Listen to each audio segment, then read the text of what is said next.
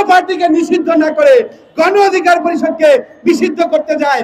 কত বড় দুঃসাহস এই কুলাঙ্গারদের, যাদের হাতে এখনো 1400 হত্যাকারীদের 1400 হত্যার রক্ত লেগে আছে। জানেন বিগত সময়ে ডাকসুর সদস্য সাবেক হামলা, এটা কিন্তু প্রথম হামলা না, এটা 29তম হামলা। দীর্ঘ 28টি বার যখন আমরা হামলার শিকার হয়েছিলাম, ঠিক তখন এইভাবে ঢাকা বিশ্ববিদ্যালয়ে যখন আমরা ডাকসুতে হামলা হয়েছিলাম, ঠিক সেই সময়ও ঢাকা মেডিকেলে আমরা চিকিৎসা নিয়েছি। সরকার চিকিৎসার জন্য নির্দেশনা দিয়েছিলেন এবং আওয়ামী ফ্যাসিবাদের যারা মন্ত্রী ছিলেন, বিভিন্ন দায়িত্বশীল ব্যক্তি ছিলেন, জাহাঙ্গীর কবির নানকরা ছিলেন, আনামক শামীমরা দায়িত্বে ছিলেন, তখনও তারা কিন্তু ঠিক একই কায়দায় একইভাবে ঢাকা মেডিকেল কলেজে দেখেছে ওই ভিআইপি কেবিনে আমাদের চিকিৎসার ব্যবস্থা করেছিল। এটা স্বাভাবিক প্রক্রিয়া।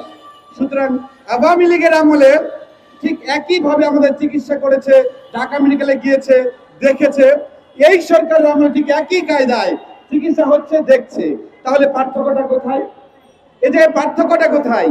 আমরা চেয়েছিলাম পার্থক্যটা হবে এই জায়গায়, আওয়ামী লীগের সময় চিকিৎসা করেছে, তারাই পিটিয়েছে, তারাই হাকিম হয়ে হুকুম করেছে, তারাই পুলিশ হয়ে ধরেছে, তারাই সাপ হয়ে দংশন করেছে, তারাই ওঝা হয়ে ছেড়েছে। এই সরকার তার চেয়ে একটু ব্যতিক্রম হবে। কেমন ব্যতিক্রম বন্ধুগণ? তারা সুষ্ঠুভাবে বিচার প্রক্রিয়া সম্পন্ন করবে, অপরাধীদেরকে গ্রেফতার করবে, তাদেরকে বিচারের আওতাধীন নিয়ে আসবে। কিন্তু অত্যন্ত দুঃখের সাথে বলতে হচ্ছে, সেই যে মুলা ঝুলানো প্রকল্প, সেই যে মুলা ঝুলানো চিন্তাধারা, আপনারা জানেন আমরা বারবার বলেছিলাম। বিপিনুল হকের স্ত্রী মাননীয় প্রধান উপদেষ্টার কাছে গিয়েছিলেন তার উন্নত চিকিৎসার জন্য, বারবার আশ্বাস দেওয়া হয়েছিল। অত্যন্ত দুঃখের সাথে বলতে হয়, 29 আগস্ট হামলার পরবর্তীতে এখনো পর্যন্ত তাকে বিদেশে নেওয়ার মতো সুষ্ঠু পরিকল্পনা বাস্তবায়ন করতে পারেনি, উন্নত চিকিৎসার জন্য তাকে দেশের বাইরে পাঠাতে পারেনি। অত্যন্ত দুঃখের সাথে বলতে হয়।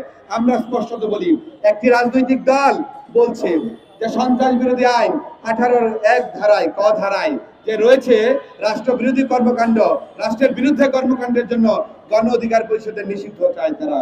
অত্যন্ত দুঃখের সাথে বলতে হয়, আজকে সন্ত্রাস বিরোধী আইন আমরা কি জানি না? সন্ত্রাস বিরোধী আইনটা কি?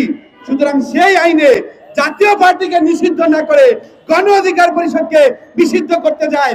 কত বড় দুঃসাহস এই কুলাঙ্গারদের, যাদের হাতে এখনো 1400 হত্যাকারীদের 1400 হত্যার রক্ত লেগে আছে। এইভাবে তো একটা রাষ্ট্র পরিচালনা হতে পারে না বন্ধুগণ। আমরা স্পষ্টভাবে বলে দিতে চাই, তদন্ত কমিটি করেন নাই।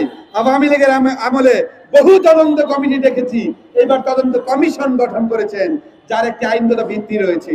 সুতরাং সেই তদন্ত কমিশন কি করবেন? এই রাজপথে তো আমরা আগেও ছিলাম।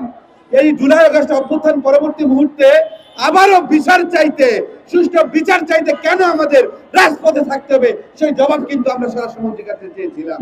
এই ব্যর্থ স্বরাষ্ট্রমন্ত্রী সেই জবাব আমাদেরকে দিতে পারেনি। অত্যন্ত দুঃখের সাথে বলতে চাই, এই প্রশাসন হয়তো ভেবেছে একটা কনস্টেবলের বিরুদ্ধে যদি ব্যবস্থা না নিতে পারে, আপনারা ভাবেন কয়েকদিন পরে কিভাবে তারা ব্যবস্থা নেবে। সুতরাং তাকে বার্তা দেওয়ার চেষ্টা করেছে যে বিপিনুল হক নূর জুলাই আগস্ট অভ্যুত্থানের অন্যতম সহযোদ্ধা নেতা, তাকে আমরা পিঠায় সাইজ করে দিছি।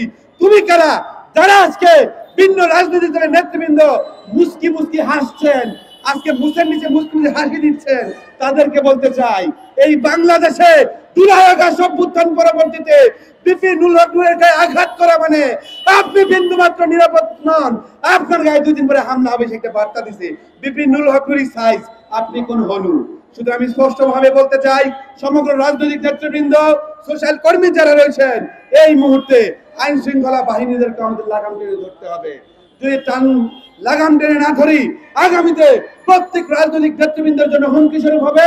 আমরা বলতে চাই, বিপিনুল হক নূরের উপর হামলার বিচার গণ অধিকার পরিষদের আরো নেতৃবৃন্দ, সম্রাট সহ অনেকে উপস্থিত হয়েছেন, তাদের হামলার বিরুদ্ধে সুষ্ঠু বিচার তদন্ত কমিশন প্রতিবেদন দিবে এবং সেইটার ভিত্তিতে বিচার কার্য বাস্তবায়ন করার আহ্বান জানিয়ে বক্তব্য শেষ করছি।